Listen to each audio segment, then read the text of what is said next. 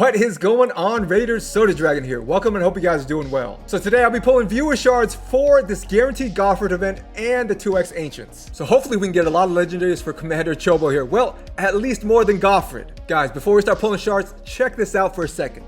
Look at the vault space. 85 out of 160. I don't even remember it going that low. It's been so long since I've just started the game fresh. I don't even know. 160, that's just crazy to me now that we have 3 vaults with multiple hundreds in each. How many legendaries can we get tonight? Let's see. Let's start off with that 10 pull. Come on, player. Give my boys some legendaries. Come on.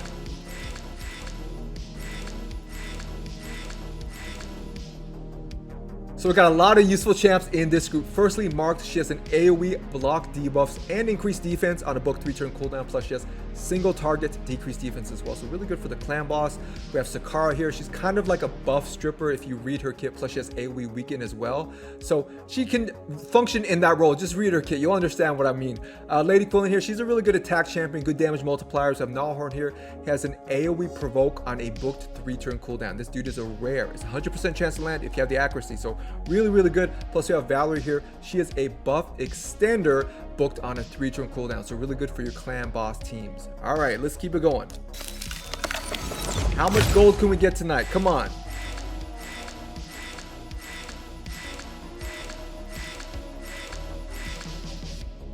So we pay the rare tax, but there are some good champs here, starting off with Soban Bowyer. So she has good single target attacks, plus she has an AoE A1, so she's really good for those rare secret rooms. So really good for that. Kale, one of the best starters in the game because of his poisons. He has weak and strong revision poisons, plus an AoE that increases his turn meter. Pretty cool.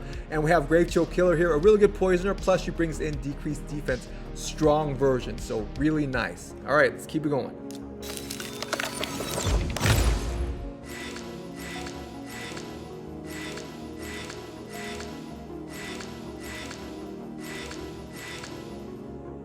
So standouts here would be firstly Achak the Wendar. He has a really cool AoE HP burn / freeze. Now, depending on if the enemy has more attack than defense or more defense than attack, he's going to freeze or HP burn them. But enemies under freeze, he's going to decrease their turn meter when they get a turn. And enemies under HP burns, he's going to heal your team when they take their turns. Plus he has strengthen and block debuff. So he's really good overall. And Royal Guard definitely is good for his enemy max HP ability. Now it is AoE, so it hits multiple people, so really good for something like the Hydra. Plus he does have decreased turn meter and decreased speed in his kit and decreased defense. He's not only enemy max HP, you gotta understand that about him. He has so much in his kit, so definitely he's excellent, and he's really great, as I mentioned, for the Hydra in particular, because you want to hit all heads with that enemy max HP skill, not just one.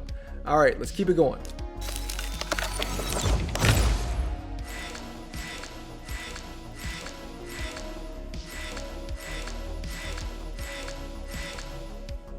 Alright guys, so standouts here would be firstly Magnar. He's a great AoE damage dealer for the arena, and he's HP based. So the thing is, with HP based damage dealers, you cannot increase or decrease their damage. So decrease defense, decrease attack do not decrease Magnar's damage output. But you cannot increase Magnar's damage output either with buffs. There are no buffs that will increase it. So that's the thing. You can't increase it or decrease it with buffs or debuffs. But he's really good. As I mentioned, for the arena, we have more maiden here. AoE decreased defense. Really good, though she's farmable. Now, Spirit Host, you can use her early game. She has an AoE cleanse, so useful for that. Templar here, he's really good for soloing Bommel. He can solo Bommel hard 90, though you're going to have really insane gear to do so. So it's definitely not easy. All right, guys, let's keep it going. Come on, Legos.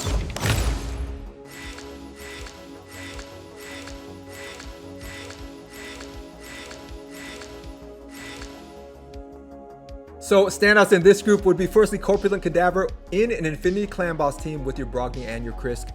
This guy is the #1 damage dealer against the Clan Boss in the whole game. Like seriously. All right, so yes, this Corpulent Cadaver, he can do over 1 million per hit. So this guy is just ridiculous. I mean, and for a rare, think about it. And also we got Spider here. This guy is underrated. He has AoE decreased defense with a chance to weaken. He has decreased attack AoE as well.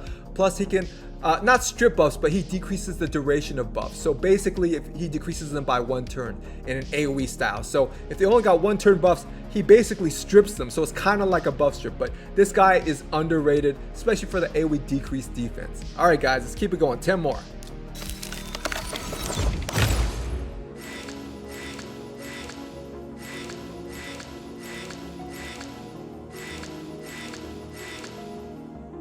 So who are the useful champs in this bunch? Well, firstly, we have Dark Elhain. She's really good in particular as a torment counter in the arena. Whenever an ally or even herself gets frozen, she's going to remove that freeze, at least from herself, plus it's going to proc her AoE, which hits super hard. So especially if you have multiple Dark Elhain, it's really cool to see them proc those AoEs in the arena because of Torment's passive when he tries to freeze an ally.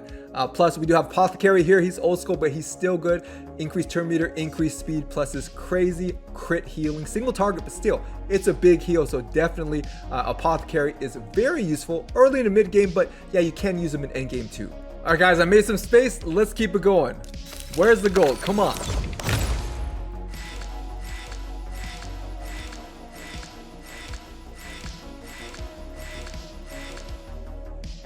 So who are the standouts here? Well, firstly, Banshee. She has AoE decreased defense. She does have AoE buff removal, and she also has single target block active skills. So really good, in particular against the Doom Tower wave. So in waves in general, she's pretty good. So I have Metal Shaper here. So if you need 100% uptime on your shield, let's say you're running a team against the Scarab King and you don't have Blood Shield accessories on everybody, and this is a, let's say, 100% turn meter reduction team, then yeah, you're gonna need somebody to put shields on your team the whole time, right?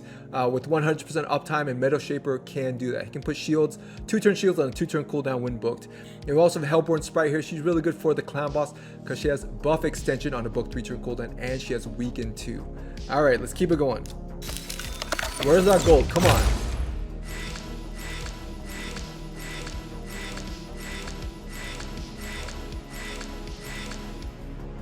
Alright guys, so we paid the rare tax again, 2 in a row. Brutal, but standouts here would be firstly Grinner. He is good for faction wars.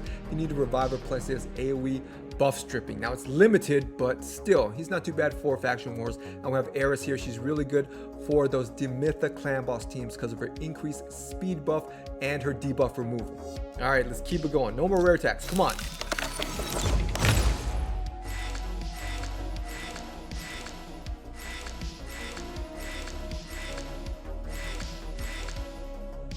Standouts here would be firstly Abyssal. He has block buffs on his A1 that's an AoE.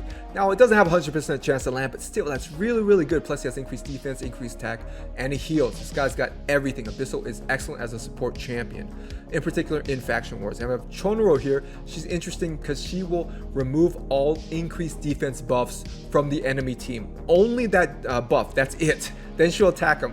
Plus she has an at random weaken as well, so pretty good for faction wars. All right guys, let's keep it going.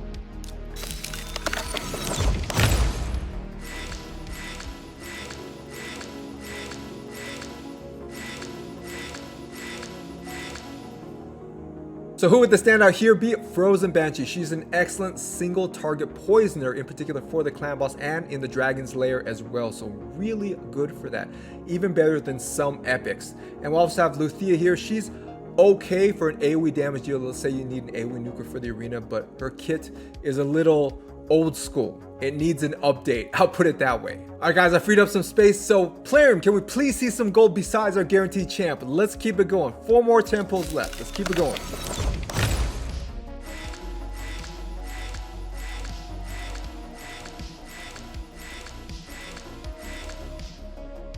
That was almost a rare tax, but we did get Chani here, and yes, she is the standout. She's really good for faction wars. She has AoE debuff extension on a booked 3-turn cooldown, really good. Plus, she is immune to decreased accuracy debuffs, and she has HP burn and poison sensitivity in her kit, single target. So she's really good, in particular, like I mentioned, for faction wars.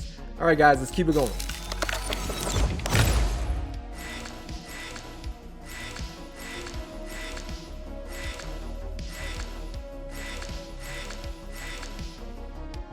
So some status here will be firstly Grizzle Jaw. He has AoE block debuffs and increased defense on the same move, plus he has AoE decreased attack as well. So really good for a Faction Wars 21 and against the clan boss. And we have Lich here, really good for the Spider's Den. I have a video on him for Spider's Den 25. So he's excellent against the main spider because of his 100% decreased turn meter and decreased speed in the same move. So he's excellent in the Spider's Den. All right, let's keep it going.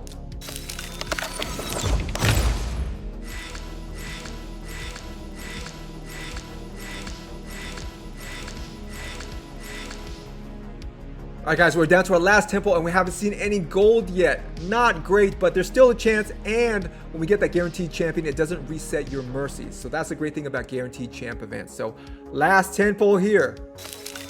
What can we expect?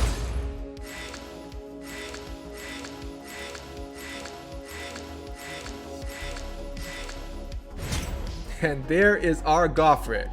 So unfortunately, we didn't see any gold tonight besides the guaranteed legendary champion, but as I mentioned, it doesn't count towards his mercy. So all the shards we pulled tonight, yes, they've counted and pushed up that mercy counter. So thanks for watching, guys, and make sure to let me know in the comments who you pulled if you pulled this weekend for the 2x and the guaranteed legendary event. And if you haven't yet, like, subscribe, and share. Turn on all notifications. Stay safe, and I'll see you guys in the next video.